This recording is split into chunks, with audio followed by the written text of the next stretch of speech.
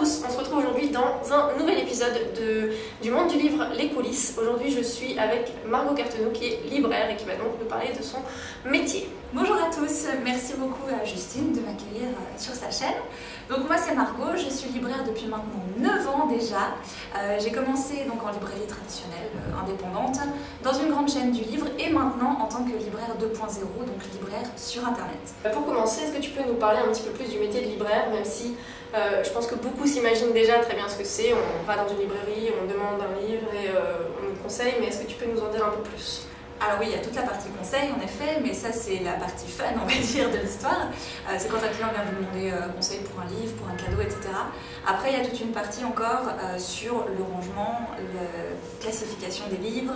Il faut savoir que tel livre va à tel endroit, qu'il est dans tel rayon, que vous l'avez vendu à tel moment, qu'il faut le recommander, peut-être pas le recommander selon les ventes que vous avez faites. Donc c'est beaucoup de petites pièces de Tetris qu'il faut assembler pour que votre librairie puisse fonctionner, puisse faire de l'argent, déjà rien que ça, c'est un peu le but. Donc ce n'est pas uniquement conseiller des livres, c'est aussi avoir tout un système de classification et d'organisation du livre, on va dire. C'était d'ailleurs une des questions, peut-être y a-t-il des aspects de ton travail que les lecteurs n'ont pas forcément conscience. Alors donc, du coup tu nous as parlé de classement, est-ce qu'il y a par exemple du travail de manutention ou de l'informatique, des choses que oui, peut-être ils n'ont pas du tout idée et qui n'est pas forcément le côté effectivement plus fun. Après je pense qu'en effet chaque librairie va avoir son système de fonctionnement, mais c'est sûr qu'il faut apprendre à utiliser certains outils qu'on n'a peut-être pas l'habitude d'utiliser à chaque fois, savoir qu'est-ce qu'il faut recommander automatiquement, qu'est-ce qu'il ne faut pas forcément recommander. Donc tout ça en général on a vraiment des techniques de libraire pour le faire, des programmes qui permettent de le faire.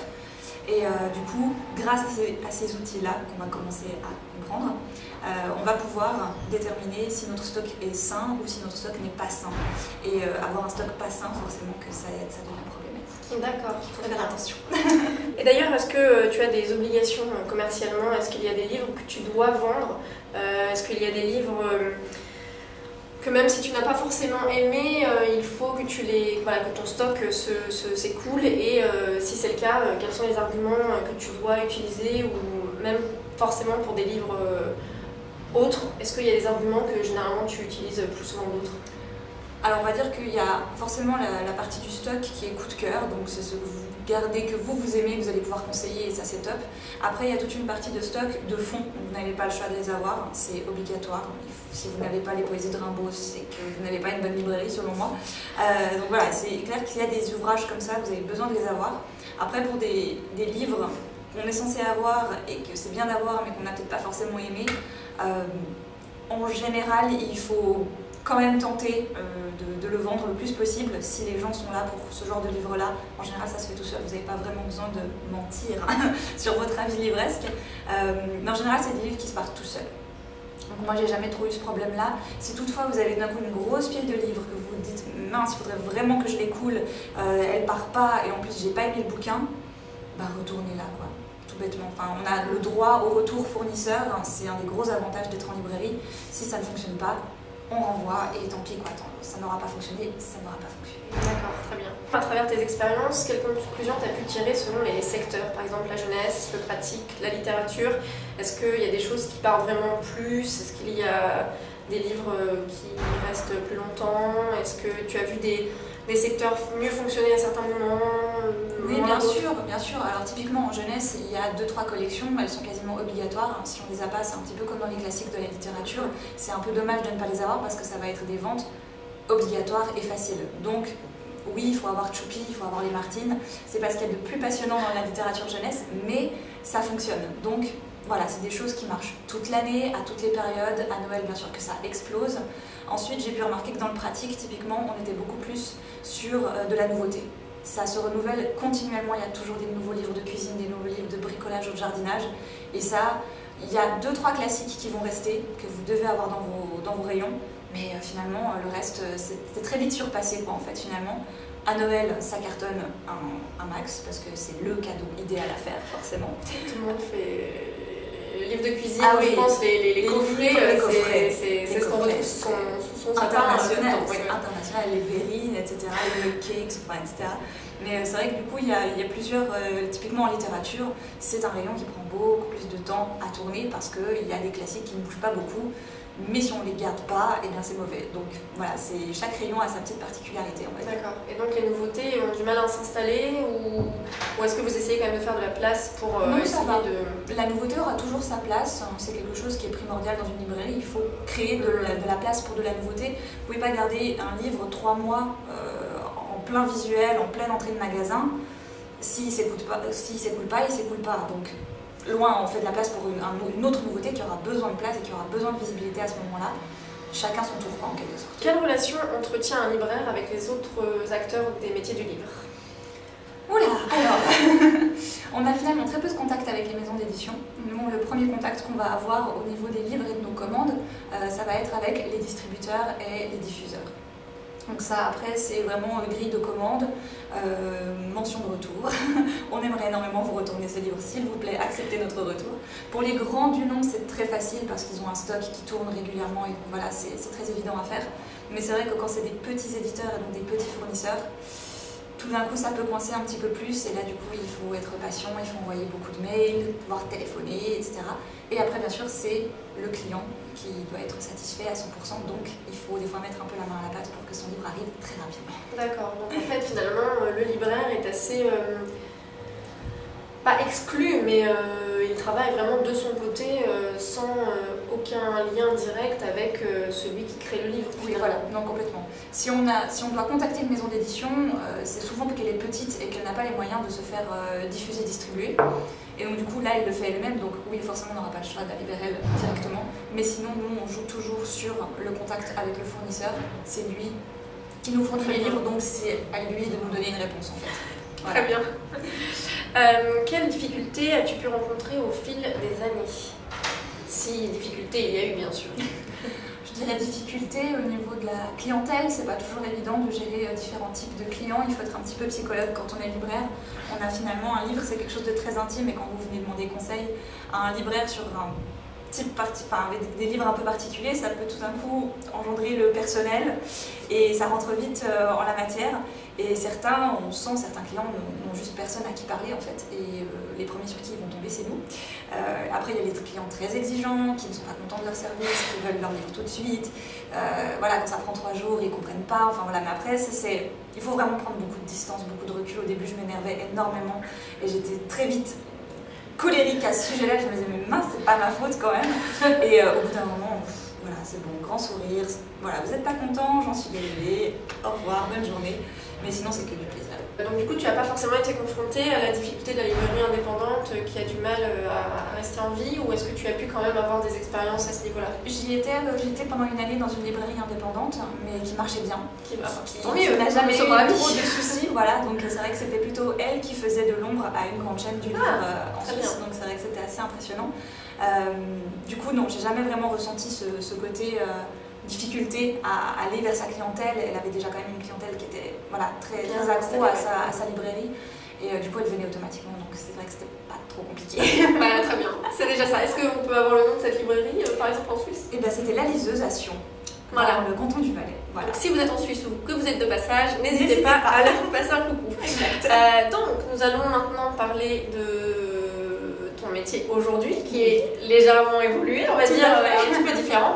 Nous allons donc parler de libraire 2.0, puisque c'est ce que tu es aujourd'hui. Est-ce que du coup tu peux nous en parler? Est-ce que tu peux nous parler de Glose? Est-ce que tu peux nous parler des changements qui ont eu lieu dans ta vie avec ça et ce genre de choses? Alors c'est vrai que Glose c'est une librairie, mais c'est une librairie sur internet exclusivement. Donc on ne vend pas de physique, on vend que du numérique. Et sinon, ça se comporte un petit peu comme une librairie traditionnelle, on va dire.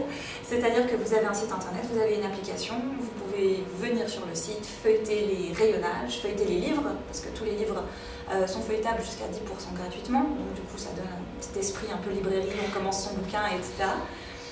Et du coup, moi, mon rôle dans cette librairie numérique, c'est de faire exactement ce que je faisais avant, c'est-à-dire conseiller les gens. On a une petite fenêtre de chat, de discussion. Si vous ne savez pas quoi lire, eh bien, je suis là. Vous pouvez venir me demander conseil, on papote tranquillement, par clavier interposé, par écran interposé. Et voilà, après, comme le mode de librairie n'est pas encore complètement activé, on va dire, je fais beaucoup de création de contenu, donc des articles, des listes de lecture, des vidéos pour la chaîne de Glose. Et du coup, voilà, on essaie d'alimenter un petit peu cette formidable librairie numérique. D'accord. Et donc, en fait, il y a toujours ce contact, mais peut-être que les gens peuvent faire plus souvent, dans le sens où ils n'auront peut-être pas forcément le temps d'aller en librairie demander conseils parce que c'est le but. C'est pas forcément à côté du travail. Ou... C'est le but, exactement. Typiquement, vous êtes chez vous à 21h30, il n'y a plus de magasin ouvert ou quoi que ce soit. Vous dites mince, j'aurais besoin d'une information sur un bouquin. Soit vous la trouvez directement sur Glose, et donc tant mieux. Et sinon, bah justement, il y a l'aspect chat. Moi, je serais peut-être chez moi sur mon canapé, mais je peux vous répondre et ça, c'est l'avantage, on va dire. Ce n'est pas quelque chose qu'on pouvait faire avant au magasin. Le magasin ferme à 19h. À 19h, c'est fini. Il faudra passer demain. Tout à fait, mais du coup, est-ce que ça veut dire que tu n'as plus d'horaire? Est-ce que ça veut dire que voilà, ta vie a été un peu chamboulée parce que maintenant, on va dire que ta vie librairie, c'est un petit peu coulé à ta vie internet? Oui, c'est vrai qu'il y a eu un petit mélange, on va dire, maintenant, quelque chose qu'il n'y avait pas forcément avant, mais j'ai quand même des horaires. Voilà, je respecte quand même les horaires que mes collègues font au bureau à Paris. Je les fais pareil chez moi, 9h30, 19h, tous les jours. Après, on va dire que typiquement, comme nous sommes encore une petite entreprise, comme beaucoup de mes collègues, je ne vais pas compter mon temps. C'est-à-dire que voilà, j'ai ces horaires-là. Si j'ai quelque chose le soir, eh bien forcément que je vais y aller. Si j'ai un rendez-vous ou quoi que ce soit. Mais il faut être quand même toujours disponible, il faut être présente. Si tout d'un coup on a besoin d'une relecture de quelque chose ou quoi que ce soit, montrer qu'on est quand même là, c'est un autre esprit. C'est un autre état d'esprit qu'une librairie qui est déjà bien implantée, qui a déjà son mode de fonctionnement, qui peut changer de collègues comme ça, on va dire. Là, il y a vraiment un autre esprit, quoi, on va dire. C'est vraiment très, très soudé. Très bien. Et ça fait combien de temps que tu es maintenant libraire 2.0? Ça va faire 4 mois. 4 mois. Alors, effectivement, c'est pas, ça n'équivaut pas on va dire l'expérience que tu as eue en librairie traditionnelle, mais est-ce que tu as déjà une idée des différences vraiment notables entre les deux, des avantages peut-être de l'un, les inconvénients de l'autre? Alors on va dire que vraiment la grosse différence, c'est le fait de ne plus me casser le dos sur les caisses de livres à devoir ranger. Quand j'ai besoin de ranger un livre dans un rayonnage, ça me prend 3 clics de souris, alors qu'avant, bah voilà, il fallait toujours se débrouiller pour avoir du temps pour aller les ranger. Si je suis dérangée par un client, ben, c'est une petite fenêtre qui s'ouvre et donc je peux facilement arrêter ce que j'étais en train de faire pour venir m'occuper de cette personne à ce moment-là. Donc c'est vrai qu'il y a ces avantages-là, c'est que tout est beaucoup plus fluide, on a vraiment le temps de pouvoir faire tout ce qu'il faut faire dans une journée en général. Après, peut-être que l'inconvénient, c'est que en effet, je travaille depuis chez moi, donc en Suisse, tandis que l'équipe est à Paris. Et du coup, c'est vrai que j'ai un peu cet effet de distance, que je n'avais pas, voilà, je ne touche plus les livres comme je les touchais avant, je les laisse plus sous les yeux, etc. Mais du coup, c'est pour ça que chaque semaine, je vais quand même en librairie pour avoir les livres devant les yeux et pouvoir les regarder tout simplement, voir ce qui se fait ailleurs, hein, comme on faisait déjà avant. Puis aller en librairie, c'est bien, n'est-ce pas? Et donc, tu as vécu de belles évolutions à travers ta carrière. Quel changement attends-tu encore dans les 10 prochaines années avec tout ce qui est numérique et Ça fait concept? loin. Ah oui, Ça fait loin. Bah forcément que j'espère que Glose deviendra la première application de lecture 2.0 avec un super catalogue qui va s'étoffer encore et encore. Qui sait, peut-être avoir des gens dans une équipe rien qu'à moi, éventuellement avoir ma petite équipe de libraires du web et qu'on ait chacun son rayon, que chacun puisse vraiment s'accentuer sur son univers et qu'ensuite chacun ait ses petites particularités. Voilà, on verra bien ce que ça donne, mais ça me plairait bien ça, ouais. D'accord. Et donc entre livre papier et livre numérique, tu n'as pas d'avis particulier? Disons que je lis toujours en papier, mais j'ai beaucoup moins, voire plus du tout de préjugés concernant le numérique et je comprends tout à fait son utilité et le côté pratique que cela peut engendrer. Mais comme je bouge pas beaucoup de chez moi, forcément que j'ai pas mal de papier. Évidemment. Et un petit bonus, est-ce que tu aurais un livre à recommander là comme ça, tout à fait. Tout de suite, là, tout de suite, comme ça. Un livre. On va dire que c'est ma lecture en cours. Donc je suis en train de lire... comment ça s'appelle à recommander, mais elle a oublié le titre. Non, c'est Nos étoiles enfilées de Anne-Marie Révol aux éditions J'ai lu, il me semble. Donc c'est une horrible histoire en fait, je vous la recommande mais elle est horrible. C'est une journaliste de France 2 qui a malheureusement perdu ses 2 petites filles dans un incendie et qui essaie vainement de se reconstruire avec son mari. Elle écrit en fait une sorte de journal de bord, voir comment elle évolue petit à petit au fil des jours quand ses filles ont disparu. Donc c'est vraiment tragique le début quand les petites filles meurent, c'est vraiment horrible. Mais voilà, voir la reconstruction de ce couple c'est assez formidable en fait. Très bien, eh bien je ne manquerai pas de le lire. Merci Margot d'avoir répondu à ces questions. J'espère que peut-être ça vous aura éclairé sur le métier de libraire et si vous avez envie de le devenir, n'hésitez pas. On encourage tout le monde à vendre les livres, n'est-ce pas? Et on se retrouve très vite dans un prochain épisode. Au revoir.